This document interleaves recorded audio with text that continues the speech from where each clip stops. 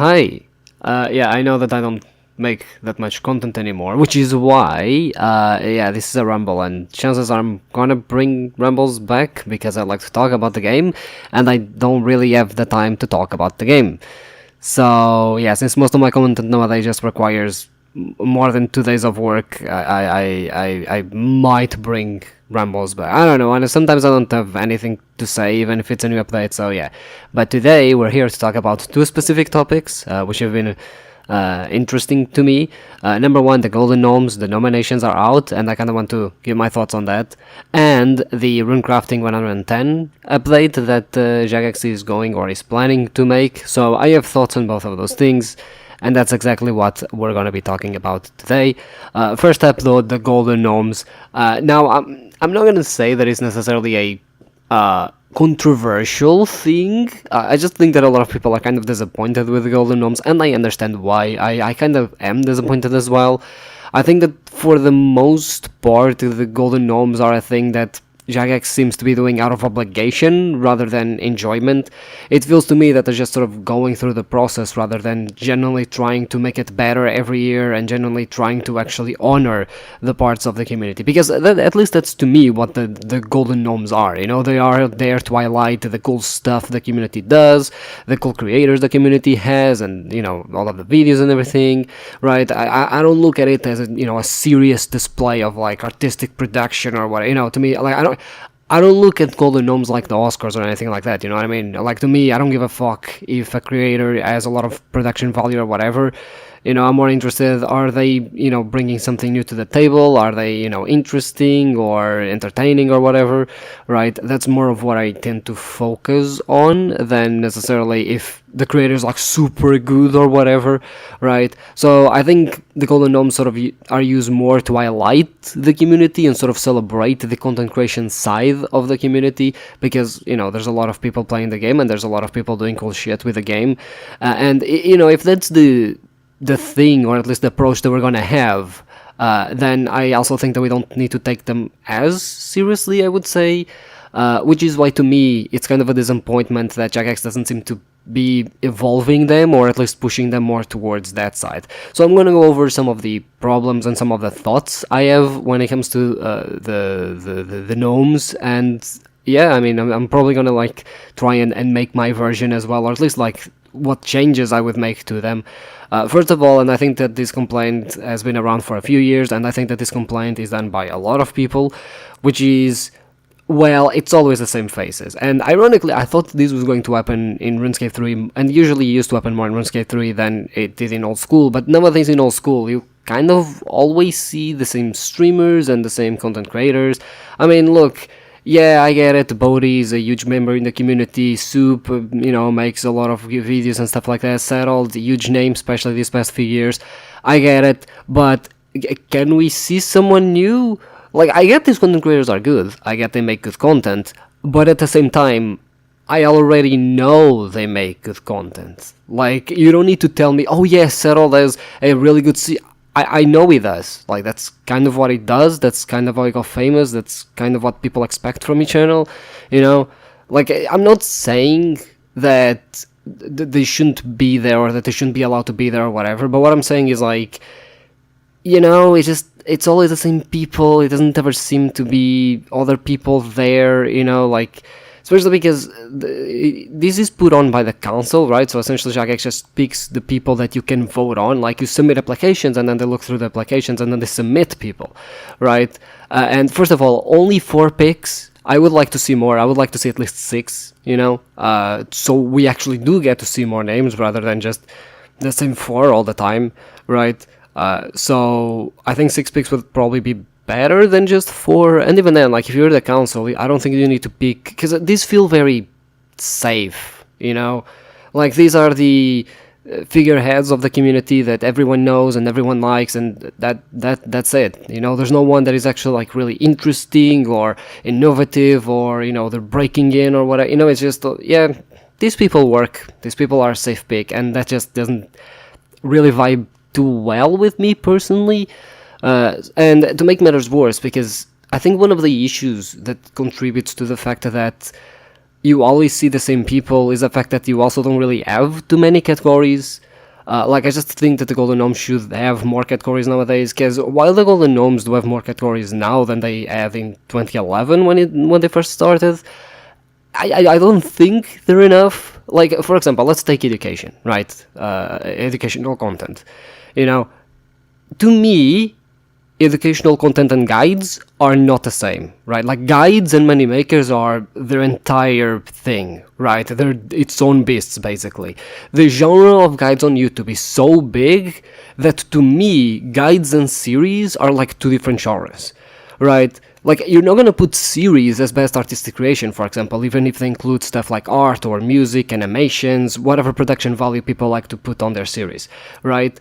It's the same thing with guides, in my opinion. Like, guides are its own thing. As much as, sure, they can be considered educational, guides, to me, are its own thing. They're its own monster, right? And given how popular they are, I feel it's unfair to have a category called education, and then pretty much anything that isn't a guide, you're fucked, right? Like Colonel, in my opinion, got shafted, because, he makes educational content, but, yeah, it doesn't make guides type of educational content, right? So, like, if you make educational content on, game design, history, the history of the community and whatsoever, you're fucked, basically. You're fucked, right? Because guides just completely overtake everything. So I think that guides should be its own category, as opposed of being together with education. Like, I understand from a logical perspective, yes, guides are educational content, right? They're teaching you how to play the game. But again, like, to me in RuneScape, we need to look at it from a community perspective of the impact that the videos have and that the creators have. And to me, guides are its own beast. Straight up its own beast, right? So I think that they should be separated from the educational category. But even then, like, there's certain categories that, to me, like, they're never going to be complete enough, in my opinion. Like, for example, I think mappers won't ever win the best art. If you didn't know, like, old school RuneScape as mappers, basically people that make old school RuneScape inspired maps with, like, new content and stuff like that. A map is never winning the best artist, because for most people, they see art as, hey, you draw a character or whatever, and that's it, right? Like, that's art for most people. So I don't think that people, or you'll have enough people appreciating maps and mappers to the point where they will be nominated or even win. I don't think that's ever going to happen, right? So I think that the art category, in my opinion, is also too restrictive, because there's so many things that the community does that can be considered art, that, especially, like, you're lumping, and at least what happened this year, you're lumping music, because one of the best artists is on Pragmatic Covers, someone that I know, someone that I've made RuneScape music videos for, sure, obviously their covers are also, at least the image covers are pretty cool, right? They're actual art, or can be considered art. But again, like, you have a musician that is going up for best artist with an animator and, like, two artists that draw, right? So I just feel that these categories may be too abrangent, and there's not enough, like, I think that we need more art categories, basically, because, again, this is not 2011 anymore, where you have a couple of people doing fan art online anymore, right? Like, some people straight up have entire like, commissions-based jobs for RuneScape content creators, that I just feel that this category doesn't entirely encompass everything. And then we get to the other part of this, which is there are certain content creators that don't fit anywhere, and I think there's a bit, like, where do you put them? Like, for example, let's say for a minute that I hire someone to make me RuneScape covers, someone to make me animations and stuff like that, right? And then I put all of that in my progress video. Should I win best series? Should I win best content creator? Because technically my production value would be the highest, and it would be on my channel. But I didn't make those things. I paid for them, sure, but I didn't make those things. Those were made by other members in the community. Should I then win best creator, even though maybe the reason as to why I won was because of them, type thing, right? Because ultimately, oftentimes, especially if you do commissions, there isn't a huge chance that you win unless you post stuff on your own, because otherwise it's not considered your own, right? And I just don't think that's very fair, in my opinion, right? Because if most, like, let's say that I mostly make animations, right, for other people, and for their progress videos, I don't get rewarded if they win. They get rewarded, not me, right? So, where the fuck do you land? And even then, just take me, for example. I mostly make content suggestions, content discussion type videos. Where do I land in terms of category? Right? Because I'm not just... technically, I guess you could say educational, maybe? Because I sometimes talk about the game and I try to, like, teach people about the game, but I do so more from a design perspective. But it's not entirely educational, because oftentimes while I do try to have a certain objective perspective of the game and its design and, all of the core design methodologies that the game, uses and applies, a lot of my opinions over it are subjective. So I use both there, right? So I'm not necessarily teaching people, right? I'm not educating people directly. A lot of my content suggestions, sure, they could be art, but I'm not just doing art. A lot of them are just me actually having ideas for the game and, fleshing out those ideas. Can that be considered art then? It's just very, like, I just think that there's a lot of categories that are very restrictive, basically, because we don't have enough of them, and the ones that we do have are a bit too sometimes generic, or they just don't fit everyone else that is important in the community, in my opinion. And I mean, on top of that, let's face it, even if, especially in my case, with the type of content I make, I'm gonna be honest, I know the type of content I make is way too high effort for what it gives me, right? So, because the Golden Gnomes are a popularity contest, which is another issue, I'm never really gonna win, right? Like, and this is especially, and I mean especially, a major issue with the shared categories, which I don't even know why they did them. First of all, the fact that a council decided players and decided content creators and everything ended up choosing the shared categories to have only one RuneScape 3 player or one RuneScape 3 content creator is insane to me. Like, you have multiple categories and you have one RuneScape 3 player. One. I think it was Goki, right? Like, I don't think there's anyone else there. And these weren't the fans choosing, by the way. These was the fans made submissions, and then the council decided that in the shared categories, you had one RuneScape player, which to me is just mind-blowing, right? Why didn't you take, like, okay, if we have 4 nominations per category, then we're gonna have 2 nominations from Old School and 2 nominations from RuneScape 3. Oh, but then we leave out too many nominations in Old School. Then just don't make the categories shared? It seems just like, I don't know, it's so arbitrary, and then you're just gonna, like, nominate one, and that person's not winning, by the way. Goki is not winning. Like, sorry to break it to you, but as I mentioned, the Golden Gnomes are a popularity contest. Most people that vote on Golden Gnomes, they don't go through every person and every submission and, like, see, okay, actually this person deserves to. They just go, oh, I know this content creator, I like them, vote on them, right? And RuneScape 3 simply does not have the player base to ever fight against Old School RuneScape on that regard. So, even in the shared categories, in my opinion, unless you have another methodology of voting where you involve players, sure, and it's fan voted, but also like a council vote, a content creator vote, or something like that, a JMod vote, RuneScape players there are never gonna fucking win those categories. RuneScape, they're never gonna fucking win, unless, like, Old School, and even then, even if Old School is primarily poor, they're still not gonna win, because most Old School players are not gonna know RuneScape 3 content. Until the culture immensely shifts to where, even if Old School players don't play RuneScape 3, but they watch the content, until that happens, RuneScape 3 content creators in a shared category will always get fucked. Even if they have Hollywood tier production value, they're not gonna win. Simple as that. They're not, right? Because they're not as known, people are not gonna bother checking them.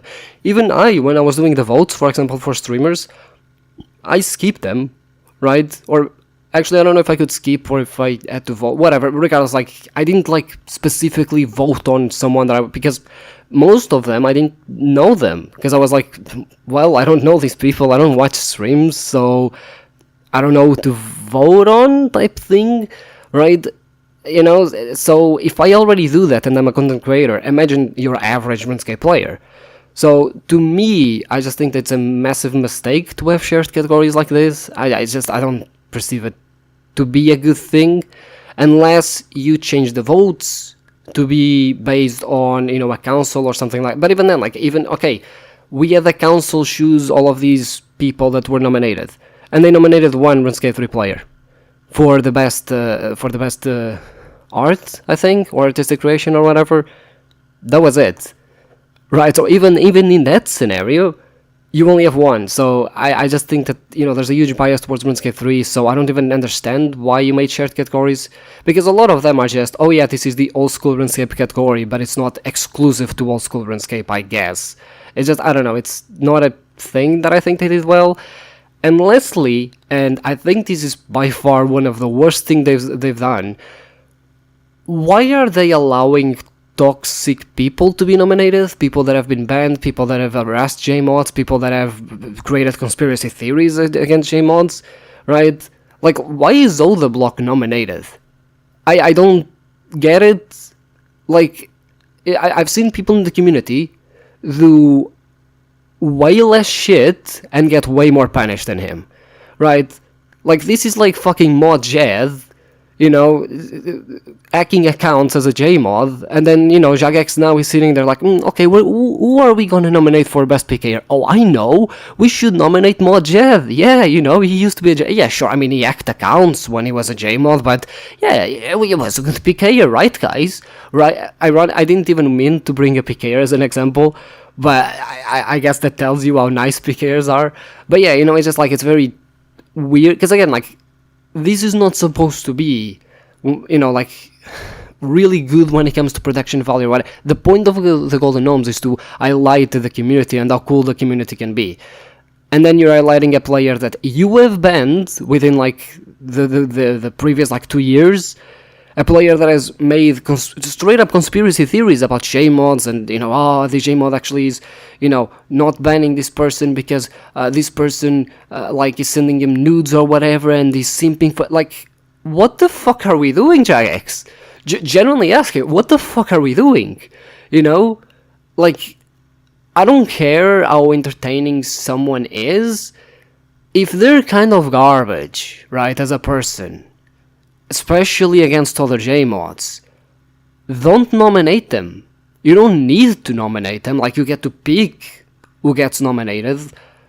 So I don't even understand why this is a thing.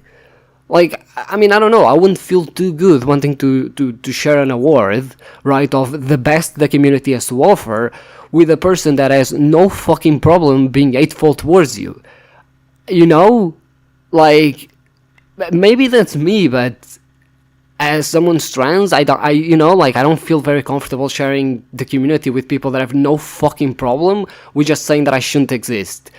It's baffling to me, you know, it makes me question who this council actually was, because it's a bit weird to see people that attack JMods so frequently still get nominated for Golden Gnomes, right? Like, you can say, oh, but they don't want to have bias. Okay, but all the blog doesn't make particularly good content. I'm fucking sorry, I watched these videos, right? I've watched these videos, because everyone was always like, oh, it's so amazing. It's not that entertaining. I'm sorry, it's not that entertaining, his production value isn't particularly good or whatever. He's literally skill specs, but better at the game. That's it. Like, to me, it doesn't really have that much production value, so it's not even like, it's not like, you know, Settled, right? Oh, you know, Settled fucking dropped a racist fucking tweet, but, fuck, you know, he did make fucking some politics, you know? That's not the case. That I would kind of understand, you know, it's like, yeah, I mean, I get it, look, you don't want to highlight this guy because it's kind of a piece of shit, but he did make one of the most groundbreaking and popular, probably the most popular series when it comes to old school RuneScape. So I get, like, you needing to nominate, but all the block, really, it's not even the first time he's nominated. I'm pretty sure he was already nominated, like, last fucking year, right, or the year prior or whatever, right? So, like, I don't get why the fuck we're doing this, honestly. Like, I don't know, to me it's a sign that the council maybe just wasn't the best, in my opinion. And again, like, I think that ties into, we are always seeing the same faces and shit like that, where it's like, yeah, you know, the council probably just like, okay, what would bring the most, you know, popularity and what would make us look the best, rather than genuinely highlighting cool shit the community has done, even if most fans might not know about the thing, right? So yeah, to me, it's like I'm not like I'm disappointed over it. It's not like I'm upset or anything. It's just like I'm kind of disappointed over it, which is why, especially with RuneScape 3, like, bro, I make videos about both games, but holy fuck, RuneScape 3 gets constantly robbed in the Golden Gnomes, constantly, dude, right? Like, I don't understand, again, the shared category, I don't understand how that's it seems that, honestly, Golden Gnomes seems to be something that they already do out of obligation, and honestly, for PR reasons, let's fucking face it, to, push people to watch RuneFest and stuff like that. But worse than that, it seems that RuneScape 3 is just an afterthought most of the fucking times. So again, one player in all of the shared categories. One player. So that should tell you enough. Either way, here's how I would actually fucking do Golden Gnomes if I had to actually do them like officially through jagex or whatever. First of all, I would actually make the council out of the previous winners of the previous year. That won the Golden Gnomes, rather than just having a faceless council that it's called a council or whatever, right? Those people could not be nominated in the same categories they won in the previous year because they're part of the council, so, to prevent bias or whatever, right? They can win other categories, but not the same ones. And essentially, I would either do it like this. I would either have one version where you essentially have the council decide and the fan decide, so you essentially have two winners per category, where one is the fan vote and the other is the council vote, right? And the council doesn't go to votes or anything like that, it doesn't need to pick nominees or whatever, they can just choose a person to win type thing. Or you can go 50-50, right? So you have a council, their vote is worth 50%, and the fan vote is worth another 50%, and whoever has the most at the end wins type thing, right? Because I think that just would be much more fair, especially because content creators do tend to know the behind the scenes of stuff. They tend to know, like, when I'm watching another creator's video and I see like a cool edit or whatever, I know the work it went into that, even if it doesn't look particularly impressive, right? Even if most people are probably going to look at that, yeah, that took 5 minutes, I can sit there and be like, nah, that took way longer than that. That's hard to do, So I think that content creators tend to maybe have a bit more experience when it comes to this, so having, the Golden Gnome winners of previous years form a council that they can also use their votes on and stuff like that. Look, it wouldn't prevent bias, and a lot of people would vote on friends and shit like that. That would happen, right? But at the same time, right now, it's literally a popularity contest. The most popular content creator just wins because it has the most votes, because they're the most popular, right? So between both scenarios, I would rather just have a 50-50, because even if you are biased towards your friends, that doesn't mean that the fans still will allow them to win type thing, right? So I think that personally that would be a better scenario than to just, allow sort of fan vote or whatever, especially to highlight smaller creators, because again, like, a lot of the categories really need to just new blood, and we just need more categories and stuff like that. And obviously content creators, you consume a lot of content because you kind of need to consume a lot of content, especially to compare to your own content and to like see, oh, this person is doing this cool idea, I also want to do that, right? So you kind of just end up consuming content anyway, so you probably know of creators that maybe the fans aren't aware of and everything. So I think it's just a much better thing, and I would create like more categories as a whole, like categories for the best narrative or the best animation, for example, right? The best content design, stuff like that the community already does, and that there's an actual community for these things that jagex just doesn't really acknowledge, and I think that they could do them. I don't even think that they need to be like fan voted or whatever. I think you can just do stuff like, JMod picks. For example, let the JMods pick their favorite content designed by a person in the community in that year or whatever, right? Or for example, another thing, let the Golden Gnome winners sort of make a prediction for the next few years. Something that I see, the HLTV Awards, which is a CS thing, and after every year they make a like top 20 best players list, and those players, each one chooses like a prospect for the future, like that they think that in the future is gonna make the list, I think we could have the same shit, just ask the Golden Gnome winners like, hey, who do you think that in the future from like newer creators is perhaps gonna be nominated for a Golden Gnome, or is gonna like win it or whatever, right? Or is gonna like make it on YouTube, or it's going to be well known in the community. Just like have a little bit more of fun with it, I guess, right? Like, just involve the GA mods more and involve the community more and make it more of an actual thing that happens that is there to celebrate content, rather than just seeming, yeah, we kind of do this for PR and, we want people to, like, value this, so they watch RuneFest and they keep, coming to the game and stuff like that. Because right now that's kind of what it feels. It feels, yeah, we do this because we've always done it and it's nice for PR, but no one really cares. We just do it out of obligation. So, to me, I just think that the format needs to evolve, like, we need to see more of jagex. Like, the community has evolved, the content in the community has evolved, but it seems that the Golden Gnomes have stayed very stagnant throughout, so I just hope that in the future they do actually end up, changing things, adding more categories, making a better council, and especially not a faceless council. So, and just don't have shitty people fucking nominated for 3 different fucking categories, bro. Oh, and also fucking value RuneScape 3, because again, even though the categories are split, goddamn, the shared ones did not look good. Anyway, Golden Gnomes aside, now we get to the Runecrafting part.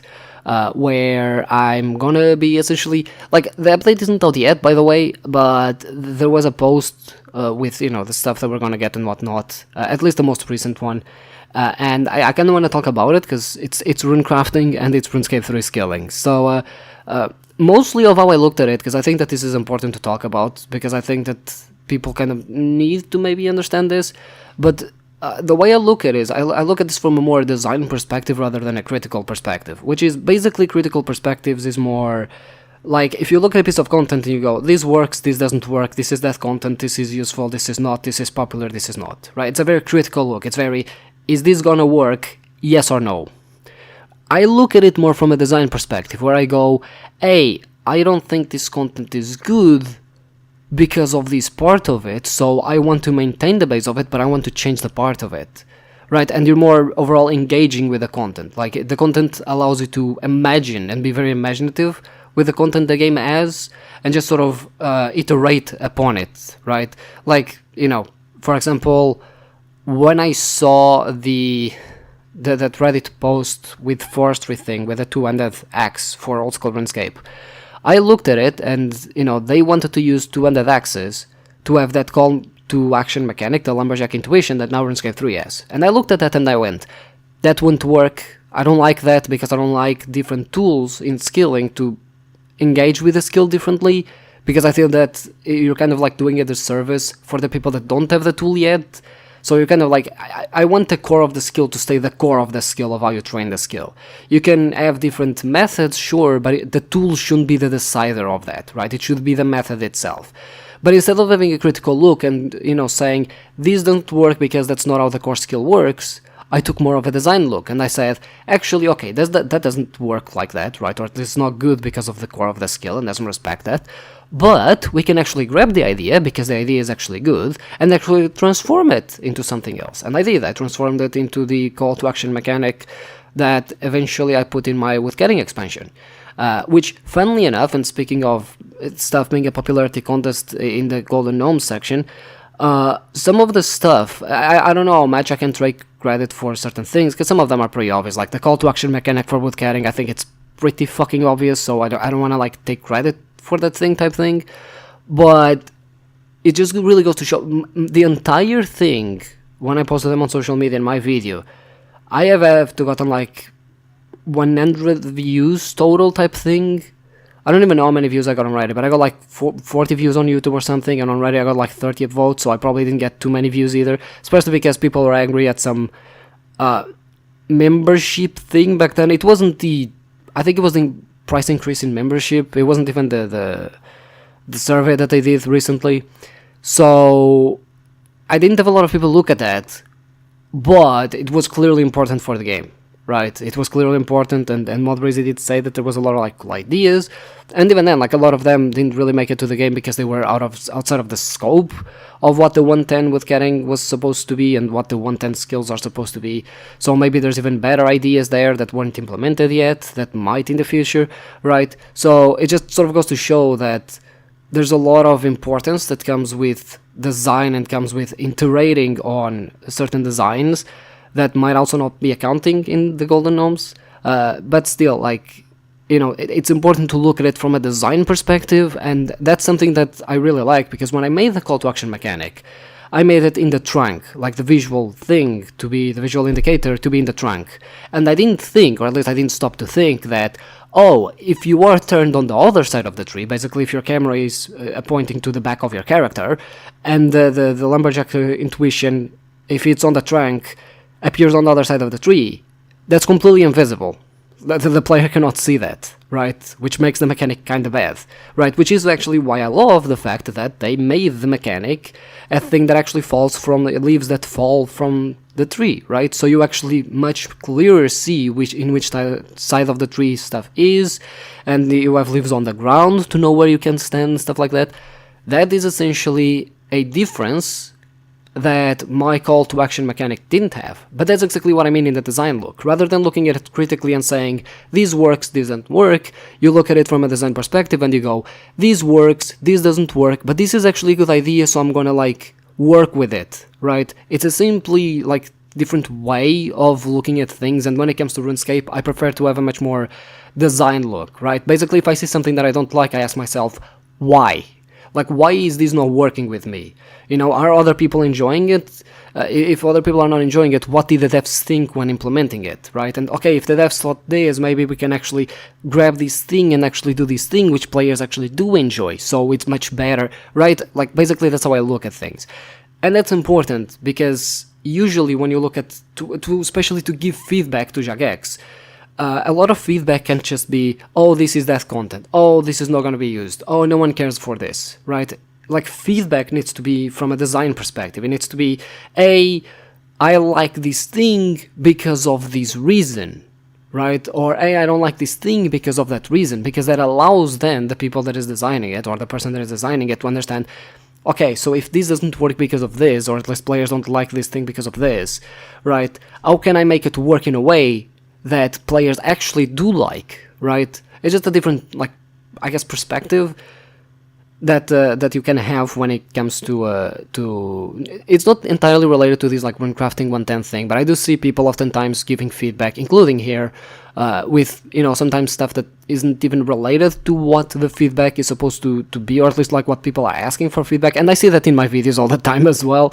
You know, I mean, I just made a video answering the comments from my wilderness video, and I had comments that weren't particularly useful, right? Because they were like, this is not gonna work, or this is that content or whatever, and not much else, which doesn't really tell me anything, right? So yeah, that's how I think you should try and look at the feedback. Thankfully, at least from what I looked on the Runecrafting thing, players have been giving a lot of cool feedback, and I think that this is shaping up to be an actual nice update for Runecrafting. Now, before actually getting to the update itself, I kinda need to say that, and let me be selfish for a moment, part of me really wants skilling to improve, so skills become overall better. But part of me really wants Runecrafting to just keep being honestly death content, because that's how I made most of my money. Because essentially, people don't like Runecrafting, runes are very high, because you need to use runes for not just spells, but also Viswax, and I don't mind Runecrafting. I can just like semi-AFK it, and you know, I don't mind paying just a little bit of attention to it when I'm Runecrafting and watching something on YouTube. It's how I made the vast majority of my GP in RuneScape 3. So if this becomes popular, the price of runes might fall, which, I mean, from a gameplay perspective, you want that to happen, because you don't want people to want to get into a skill to have to just put so much GP up front just to do combat. That's one of the problems with death costs, is that, you know, people kind of didn't want to do PVM or learn PVM because they would die and they would lose way too much GP. So people are kind of afraid of engaging with it. So, you know, like, I get it's healthier for the game for this skill to actually become more active, But at the same time, if I want to be selfish, right, I kind of want the skill just for me because I make so much fucking money. Anyway, outside of that, obviously the update doesn't really introduce like too many different methods or whatever. It introduces one technically, but overall it's just a step in the right direction, right? I think 110s are great, honestly, because they're essentially demos, right? To show the community how important devoting time to smaller updates actually is when it comes to skilling, because a lot of these updates, they do take time, don't get me wrong, but usually they're just like fixing certain things and then adding a new thing to it, right? So new ores or a new tree, one new tree. In this case here, it's gonna be one new rune with one new altar, right? So, you know, they're not the most immense updates when it comes to the wilderness, what the fuck, my god, I spent way too much time working on that video. But it's not too many updates when it comes to Runecrafting, but they are important, you know, and they do, at least in my opinion, they do a good job at like testing the waters for certain updates, like the eternal magic trees, having the call to action mechanic, the lumberjack intuition, and being essentially time based when it comes to depletion rather than having a random chance of being fell. Which was a thing that I fucking said, and I have been saying for a while, that every tree should be like that, because it annoys the fuck out of me that it isn't. So I'm glad that I don't know if they implemented that already or not, but I know that they were looking into it, into implementing that to lower level trees. So that's a good example of, they introduced a tree with a mechanic to test the waters. If people really enjoy this, we can apply this to the rest of the trees. So rather than making a, you know, woodcutting change or woodcutting rework, they make a small expansion that is 110, you know, they introduce a couple of things here and there, and then they essentially can just turn around and be like, okay, people like this, so we're gonna introduce that to the rest of the skill, right? So I do think that these 110s, despite, I guess, quote unquote, the lack of content that they have when it comes to being 10 all levels, do that thing which is really important for the rest of the skill and the skill as a whole. And a lot of things do get revisited, a lot of things do get tweaked and fixed, so that's actually really good, right? Because overall, I mean, look, RuneScape 3's agility fucking sucks. I'm sorry, it does. You know, in old school, I got to 99 agility by completing stuff in the collection log, because I wanted to complete stuff in the collection log. And by the time I did, and I didn't even complete everything, by the way, there's still some stuff like the Brimhaven agility hook that I haven't bought yet. I don't have marks for every recaller, I'm pretty sure. I don't have the fork from the underwater agility / thieving method. So there's still stuff I need to do, don't get me wrong. But overall, I've already done a lot. I'm 99, purely because I did a bunch of Valos Epicer for the log, right? RuneScape 3 just doesn't have that, you know, because RuneScape 3 you have Prifddinas, you have the, you know, those courses with the advanced course, like the Gnome course and the Barbarian course and stuff like that, and you have an Acronia. And that's pretty much it, and that's it, right?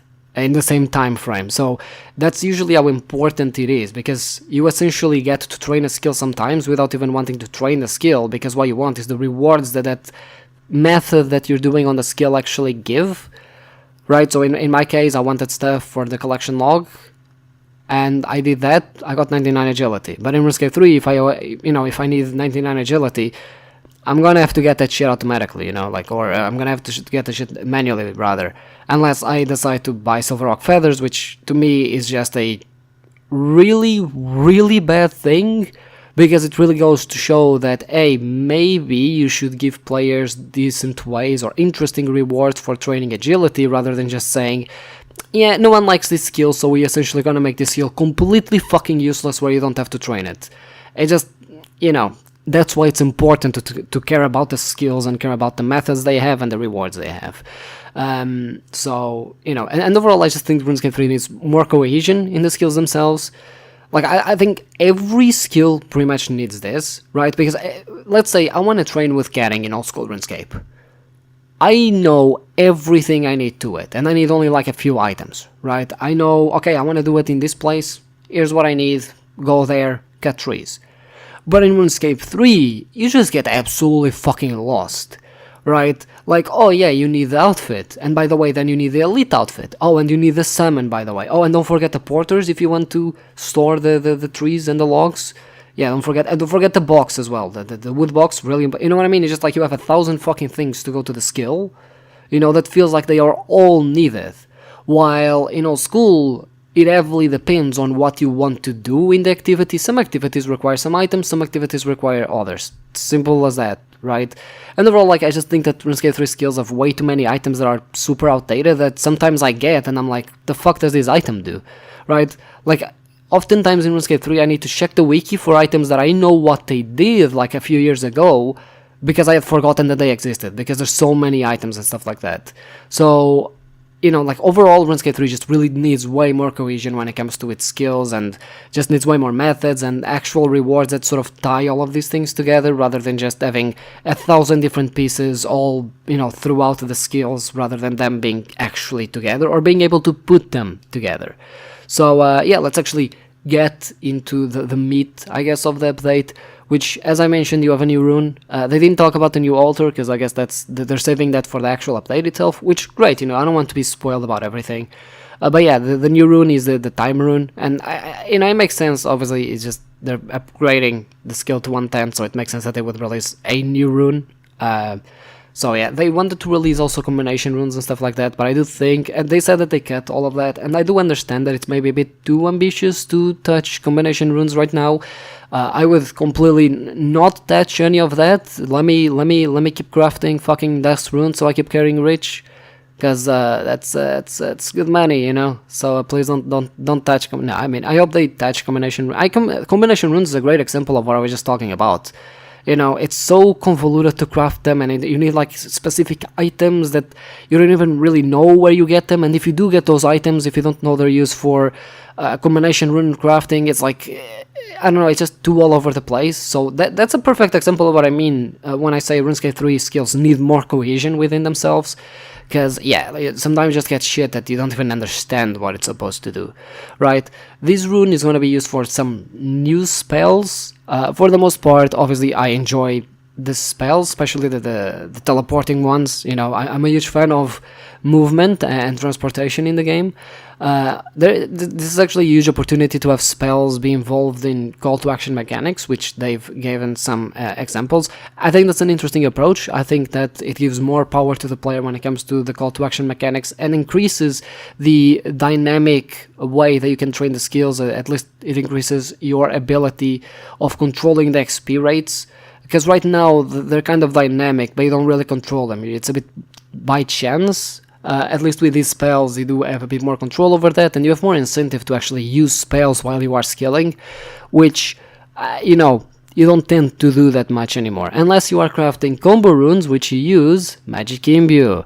That's right, I bet most people don't actually know what Magic Imbue does, so yeah. But yeah, I think it will always depend how good they are, obviously, because, the last thing I want is for them to be so overpowered that I feel like I need to use them, otherwise I'm losing too much. Because the cool thing right now about the call to action mechanics is that you feel rewarded for engaging with them, but you don't feel like you're losing too much if you don't. It's basically an option you choose, and I kind of want the spells to not be so overpowered, so people can choose to engage with them and actually be more active when it comes to training skills in RuneScape 3, because RuneScape 3 does miss that tick manipulation. I know they exist, but compared to old school, they're not as prominent, especially not in most methods. So these spells can bring that a little bit more, in the sense of you're actively training a skill, like you actually have the opportunity to be more active.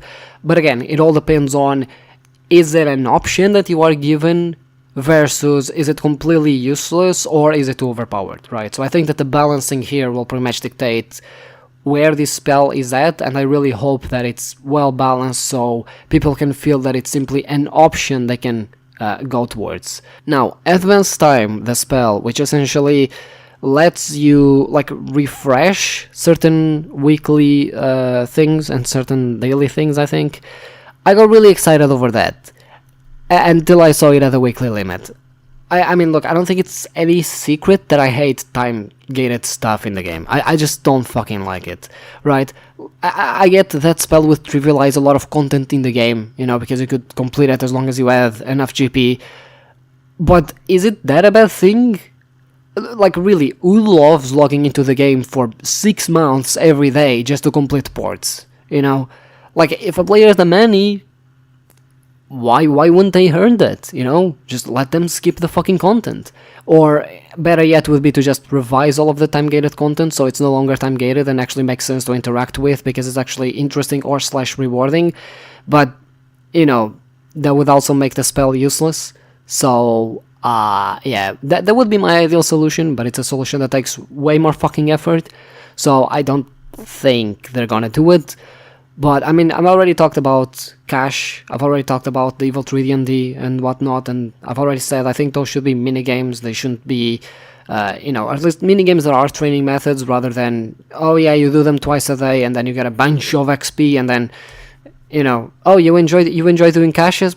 Ah, sorry, can't do them anymore. It's too good to be, you know, it's too good XP for you to do them more than twice a day. You know, it's just like, so, you know, I honestly, as a band-aid fix, just make the spell unlimited. Make it really expensive, sure, or whatever if you want, but just make it unlimited. Oh, but then it's gonna break the XP rates. Then just fix the fucking content, honestly, right? Just, you know, I don't know. Like, to me, I don't like time-gated content. I think that's been made incredibly clear. So I was really excited over this spell, and then I saw, oh, it's a limited time weekly.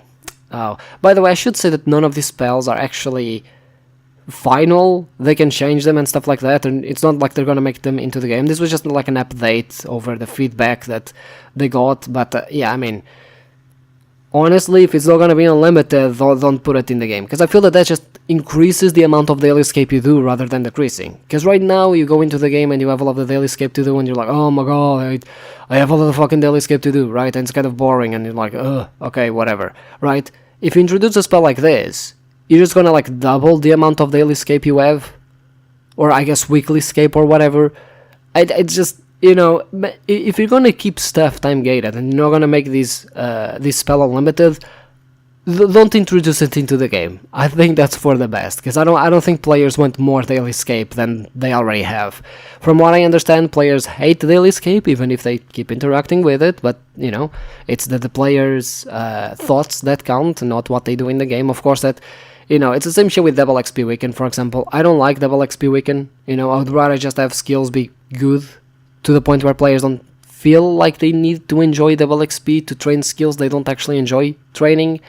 So, you know, but like, that's the perfect example, you know, like, it feels like you need to log into the game during double XP weekend because otherwise you're missing out and blah blah blah blah blah blah blah blah, right? And that's the thing, like, people log in not because oh my god, the double XP weekend is such a fun event, right? They log in because otherwise they feel like they are missing out. So, and that's the thing about daily content and daily escape, is that I know that a lot of players hate daily escape despite engaging with it, because they engage with it because it's just too good to pass up, right? But that doesn't mean they like it. So, you know, personally, I wouldn't really have the spell in the game, personally speaking. One of the things that I was actually wondering when I was reading through the thing was that I kept saying seeing lunar and standard spellbook, and I was wondering, aren't there like 4 spellbooks in the game? Shouldn't these have more variety? And no, there's only 3.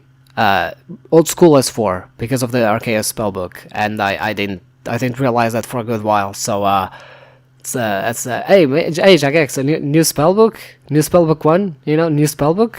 Hey, I heard you're gonna release a new region, new spellbook 1. You know, I'm just saying. Look. I know that Archaeus spellbook is not like the best thing in old school, but it did bring new things to the game, you know, without overloading the other spellbooks. So I'm just saying, maybe jagex should take an opportunity here to, you know, look into that, right? And rather than just distribute all of these new spells into, you know, a different, or between standard and lunar, maybe they could just have a new spell book, especially because they just released those desert quests and they're gonna be releasing more quests, you know what I mean? Like, hey, I'm just saying, right? But yeah, outside of that, we have the weapon crafting, which is, in my opinion, the highlight of the entire thing. Because, first of all, it takes the load off of the crafting as a skill, because right now crafting is where you, well, craft everything. Even though fletching, you actually craft ranged weapons, so technically it's a different skill. So, yeah, it's kind of good. And then smithing, you actually craft melee weapons. So, crafting is a skill that is a bit weird in the game, I would say, technically. But it makes sense for runecrafting, the skill where you craft runes for magic, also be the one where you craft weapons for magic. So it's really good, and it makes overall runecrafting much more useful, and it makes everything much more cohesive. That's what I mean with the cohesion between skills, that's what RuneScape 3 needs. Now, what I really love about these weapons is not that you get to craft them, or that, you get to use weapons that you craft. Rather, it's the way you get to craft them. Because it's a good middle ground between crafting runes, which is, a bit more active, and runespan, right? It's basically soul runecrafting in a way, right? It's a nice middle ground, but you are crafting weapons, which is a different activity rather than, for some motherfucking reason, the soul altar just working differently, which I never ended, because at least in old school, right? It's because, we didn't want to introduce these runes into the game, or like crafting these runes into the game, because we don't want to overload the market or whatever. And even then, nowadays, you have a different blood altar that you can use to craft, or to runecraft more normally, and then you have the Archaeus one, which is pretty much just AFK, right? You can somewhat AFK it, So again, it goes into the, I would rather methods be different than just arbitrarily have a rune that is crafted differently because fuck it, why not, I guess, right? I'm not against different methods for crafting different runes, but then, make different methods of crafting them available, ones usually that go into what the core of the skill is. So I don't understand why soul runecrafting doesn't allow you to just craft runes normally, but then also have an AFK way of crafting them, whatever. Point being, it's a nice middle ground, and, it's usually exactly what I talk about when I say the RuneScape 3 needs new methods, right? Overall, I don't care if it's like soul, it's a new method to actually train the skill, right? Because you're not necessarily crafting runes, you're crafting weapons, and, it's somewhat AFK, but it's also somewhat, active. Is it the most groundbreaking thing? No, really, but it's honestly nice that, we do have this middle ground at least. It does its job, it has its own incentive, which are the weapons, which you can't really get anywhere else, right?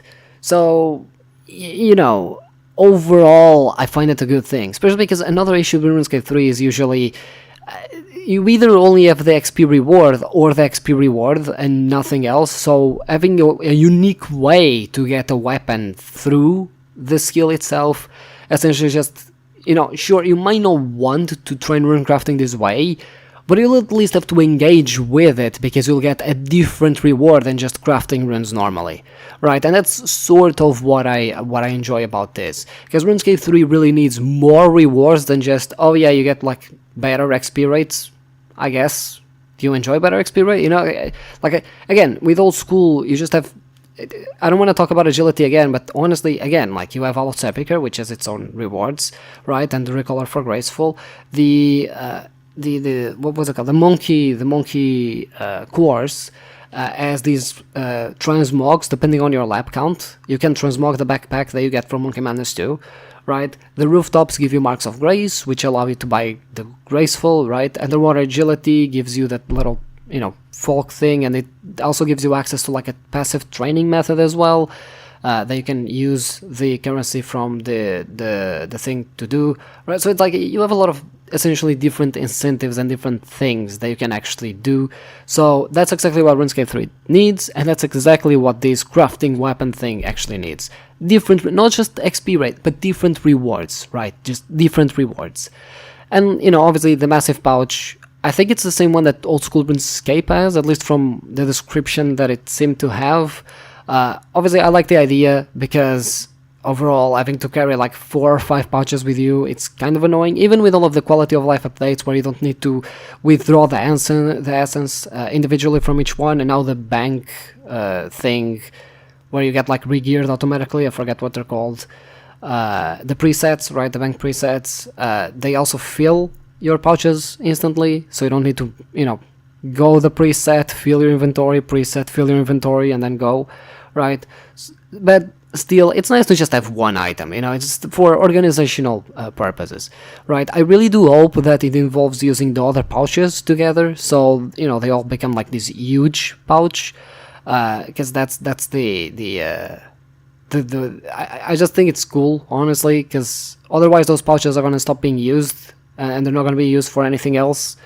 And given how kind of outdated those pouches tend to be, yeah, I really hope that they do this. Unfortunately, shame, and something that I did not see here, an amulet of the binding, you know, where's that? I want my amulet of the binding. I'm so fucking tired of having a bunch of binding amulets in my fucking bank that I don't even know the charges of, because you actually need to check them individually, because you can see like the little number like you can see with Dragonstone jewelry, for example. So where's my eternal amulet of the binding? Come on, just give it to me. Anyway, like yeah, it's nice to have a Runecrafting pouch that it isn't depletable, because I think jagex realized by now that depleting mechanics isn't very fun, and that's why I think people also love invention. Sure, you do need charges, but you don't need to, you know, oh, I need specific charges for this, or I need like specific GP amounts or whatever. You know, you can just like, yeah, as long as I have charges, it doesn't really matter which gear I use, because they don't degrade, they only use charges, right? So I think here it's kind of the same. It's kind of annoying to use, you know, or to have your pouches degrade and then have to use a relic slot every time you want to Runecraft, because that makes it so they don't actually degrade, you know. So overall, I think it's a dub, alright? It's a dub. We got a new pouch, we got a new rune, a new altar, and we got a new way of actually training the fucking skill alongside new spells. Overall, I'm kind of happy with it, you know. I know it doesn't solve the many issues that the skills have, but again, the point of these 110s isn't to rework skills or solve all of the issues the skills have. You know, it basically just gives the team a little bit of perspective when it comes to, and again, like it allows them to test the waters and stuff like that, and just see issues that they can, even if they don't address now, they can address in the future, right? Which to me is probably one of the best parts about these 110s, is that they actually get to interact with a lot of feedback in the community, even if they don't actually have the time to change it right now, right? They can just write it in their backlog like, hey, people actually complain a lot about this, or people actually really like this idea, even if we don't want to do it right now because it doesn't fit what we're doing, right? And I mean, the woodcutting thing is the perfect example, right? Because they were talking about the previous trees, the lower tier trees actually being changed because people like the Eternal Magic tree so much, right? So, you know, I really hope the new process of the weapon is actually fun to engage with, because that's probably the one that I'm most excited to engage with. Before I go though, there is one thing that I do want to talk about, which is the Abyss. I did mention this in my old school RuneScape Wilderness video, but essentially my problem with the Abyss, there at least, is that, oh, you go into the wilderness and you are school, so it's high risk, high reward. Now, what's my problem with the wilderness? My problem with the wilderness is that this doesn't really work too well. Like, most altars are actually further away from the bank than the wilderness is, or than the wilderness where the Abyss is, right? The Abyss is usually closer to a bank than many of the other altars. This means that for you to essentially craft runes or want to train rune crafting, you go through the Abyss. Now, that's fine, having an Abyss type place where you can go through and you have all of the altars access to you, that's completely fine with me. My problem is how you unlock it. Because essentially, to unlock the Abyss, you have 5 rune crafting, which you can get from the Rune Mysteries quest, right? Level 5 rune crafting, you do like a little thing where you go to some pure essence places, and then you enter in, and you have access to every fucking altar in the game. Congratulations. Well, barring the ones that need specific quests, but for the most part, that's it. You don't need the talismans, you don't need to unlock each altar on its own, you don't need to actually do a serious quest. This is a mini quest. This is not even like an actual quest, right? And even if it was an actual quest, it's an early game quest, right? So I really hope that in the future they actually do revise the Abyss, and they do make it so we actually unlock it through a quest, or we need higher runecrafting level, or we actually have to unlock each altar like individually, especially needing the talismans and stuff like that, which would give use to the talismans or something along those lines. Because right now, as the Abyss stands, the Abyss isn't a better reward to train runecrafting. The Abyss is the way you train runecrafting. Like, I don't see anyone training runecrafting unless it's like very specific or faster than the Abyss, but other than that I don't see anyone actually training runecrafting without it being through the Abyss. I think the Chaos Altar is the perfect example. The Chaos Altar is further away from the Abyss, So if you want to craft Chaos Runes, you just go through the Abyss anyway. Especially because, contrary to old school, RuneScape 3 Abyss actually gives extra XP when entering, especially with the demonic soul and everything. So if you craft runes through the Abyss, you actually just get more XP or more runes or whatever. I know that you get some bonuses, I forget which they are, but you know, I just don't think that's that great. You know, like especially now that the wilderness isn't PvP forced in RuneScape 3, I don't see these, you know, I risk, I reward mentality ring true anymore. Even in old school, it doesn't ring true. In RuneScape 3, where PvP is not even forced anymore and it's optional, it's even more. So I really hope that someday they actually look at the Abyss and they do something with it, because, again, like I just think that unlocking altars and stuff like that has so much potential when it comes to this Abyss idea, that I just feel that the Abyss as it is, it's a bit of a waste. So yeah, that's it for me. I know that I did ramble quite a bit, but I did have quite a bit to say.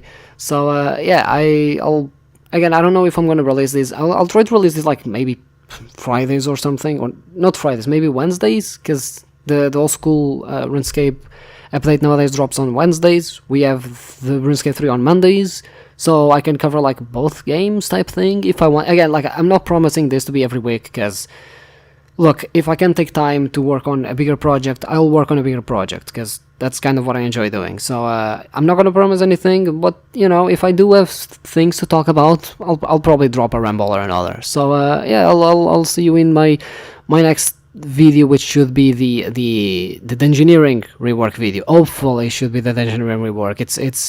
It's gonna take a while, trust me.